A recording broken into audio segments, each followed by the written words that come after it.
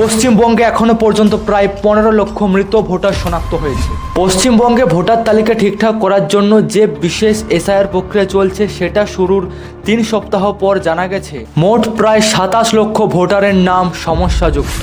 এই নামগুলোর মধ্যে আছে মৃত, একই ব্যক্তির একাধিক নাম, যাদের খুঁজে পাওয়া যাচ্ছে না বা যারা সেই এলাকা ছেড়ে অন্য জায়গায় চলে গেছে।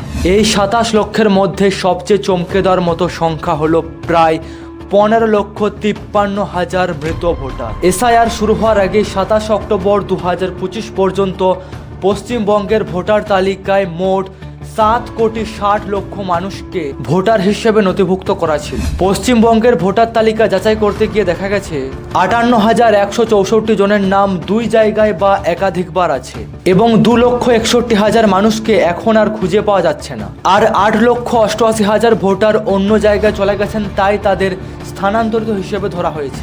সারা রাজ্যে ভোটার যাচাইয়ের জন্য যে গণনা ফর্ম বাড়িতে গিয়ে দেওয়া হয় তার প্রায় 99.83% মানুষের হাতে সফলভাবে পৌঁছেছে এবং এখনও প্রায় 1,31,000 ফর্ম বিতরণ করা হয়নি।